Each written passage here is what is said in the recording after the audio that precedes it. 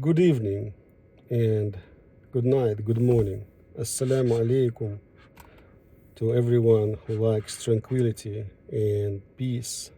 And let's touch up on the last portions of our talk about uh, qualities desired from people when they look for each other, when they seeking a lifetime partner or a marriage.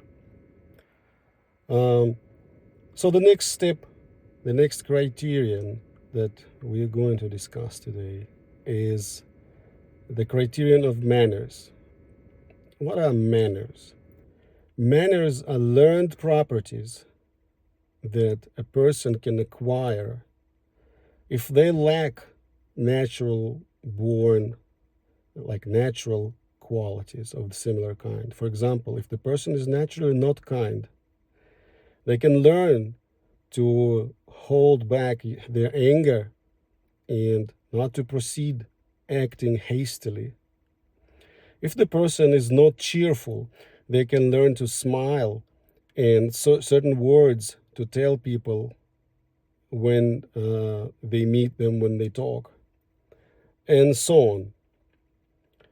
So, manners, there are thousands of good manners, but they all boil down to being agreeable, being submissive to the nature of things.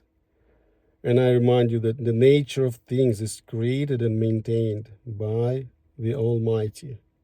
Allah is His name. He's supreme over anything that's associated with Him in worship. And those natural qualities, they're called natural for a reason, because they, like I said, they're propagated by hormones, they're propagated by a natural process inside the human body.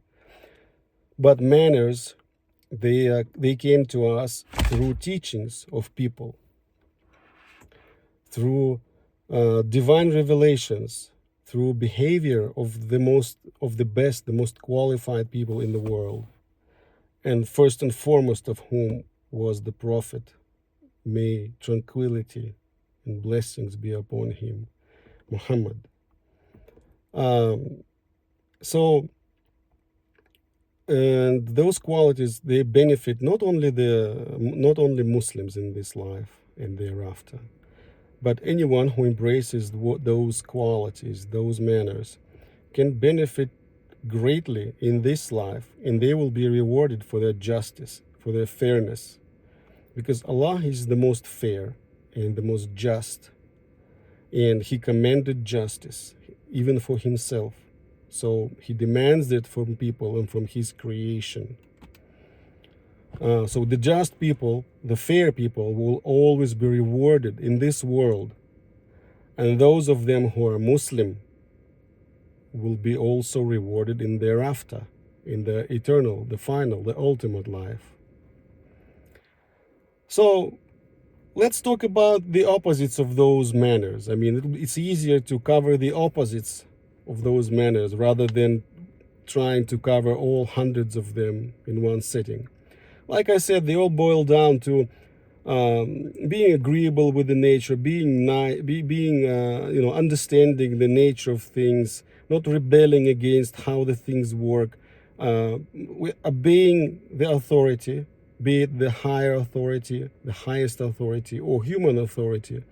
Also being kind, being compassionate, loving, and honest.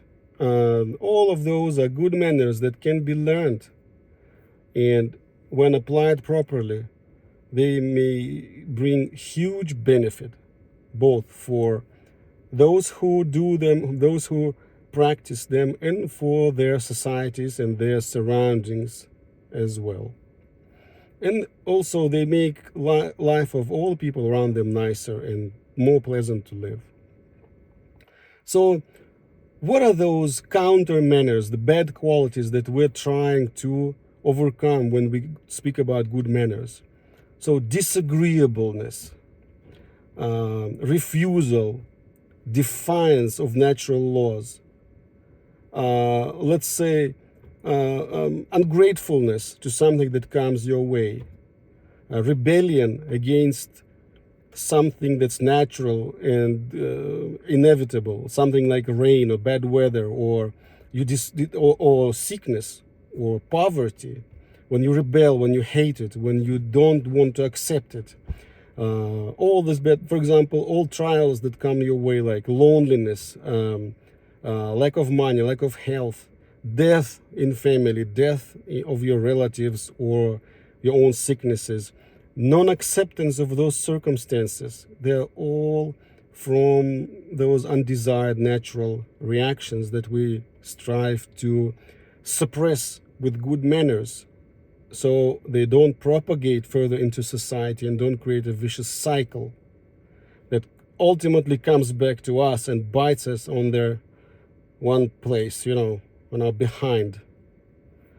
Again, disloyalty, like breaking contracts, breaking trust, laziness, cheating, trying to seek the easier ways, the easier illegal ways to do things, like being fake. Those are the disgusting things that people many people are inclined naturally to do when they are met with inevitability of some circumstances in life, like gravity. Like it's same as gravity. Like you hate gravity, so you start jumping from the roofs in trying to deny it, to defy gravity, and the result will be you'll just get ultimately killed by it, or maimed or injured. So your goal is to basically submit yourself to those circumstances and be patient, persevering, and help the others persevere them and go through them as well. Well, all those laws, all those natural laws are maintained, like I said, they're maintained and created by Allah, the Supreme. And regardless of whether you like it, they're still here. I mean, it's like nature. You may dislike rain or earthquake or something. It's still gonna happen, regardless of what you think or what all people think about it. It's still gonna happen. So all you can do to take it easier is to just admit that it's going to happen, be prepared, and go through it, patiently, knowing that it's going to get better. So those qualities: disagreeing, refusal, rebellion, mutinous soul, defiance, stubbornness, ungratefulness, disloyalty, laziness, cheating, being fake, they take different forms in men and in women. But they're originally from the same root, the root of rebuttal, refusal of accept the reality. So in men, they look like withdrawal from being active and resolute and leading, accepting your male, like testosterone-driven authority, just like natural, hormonal, internal inclination to be active, in life, to be a part of the society, to get together with men and do something and create something, and lead or admit some proper authority, to compete, to conquer in good way, to conquer the task, conquer the circumstances in a good way, conquer some certain achievement, achieve something great. Those are all qualities that are natural to boys and to men. Form cooperating groups and to acknowledge reasonable leaders in those groups. Acknowledge and obey. Like, for example, men, they tend to select a leader among themselves and obey afterwards, without cheating and without betraying, if they can, basically. So that's the inclination. And so if a man is not like that, what do people call that guy? They usually call him, all different names. He's totally unattractive to the opposite sex, because they call him, basically he's a bug sandwich, and chicks don't dig him, so to speak. he's just like not fulfilling. He's not natural. He's defying the laws of nature, defying the laws of the creator. And so the more you work on those qualities, on accepting your nature and your role in the society, the more successful you will be, and the more attractive you will be as a person, and as a friend, and as a husband, or as a long-term partner, regardless of your religion. Plus, if you're a Muslim, you're going to be rewarded for it in your afterlife forever. In women, those qualities, they have the same root, but they manifest slightly different. It's basically lack of natural, hormonally guided like inclination to acknowledge a leader.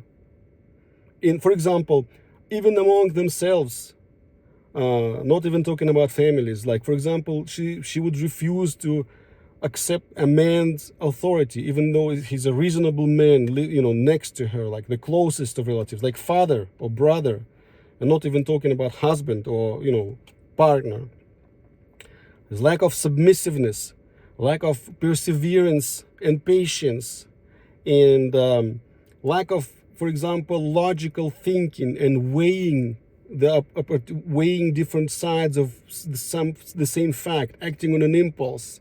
Those are all results of mutinous, rebellious nature, which unfortunately many of us have, but very few of us overcome and fight against. Our parents don't teach us those. The religion does teach to overcome those circumstances and those inclinations, but very few people listen and take it seriously. So also in women, like lack of desire to perform to their role in the collective, and the smallest collective being a family, being a unit, lack of desire to serve your purpose. Again, it comes down from from laziness, from impulsiveness, lack of desire to earn a reward and be better for the leader of the group, leader of the family, for example. Those were all manifestations of the bad nature, unhindered by unhindered by proper manners that people haven't learned before, prior to their life, maybe in their early childhood and early adolescence. And this way, such rebellious and and like disagreeable woman, she looks like she's masculine. So that's what we call like masculine woman, like like a dude basically, and she's totally unattractive to men. Just like the bug sandwich of a man is not attractive, the simp of a man is not attractive to women. So let's all work on those manners and try to overcome unfortunate circumstances outside of us and inside of us ourselves. Be it difficulties in life like poverty, sickness, loss of relatives, and loss of health and diseases. Let's stay patient and don't trespass the norms of the society and the good manners dictated in exquisite, exhaustive detail by Allah and His messenger. May blessings and tranquility be upon him and all messengers, starting with Ibrahim, which is Abraham in your other religions, and all the messengers dictated the same rules of life and the same obedience to the sole deity, to Allah, or he was called different names before, but he always was one and only originator of everything. So obedience to his guidance, and like I said, it will help both believers and disbelievers, at least in this life, to get your rewards, to be happy and to be rewarded for your good behavior in this life. But those who do it for the Creator, in obedience of Creator, in the way the Creator prescribed, would be rewarded in the afterlife as well. And with that, I bid you good time of your day. Assalamu alaikum, and be happy.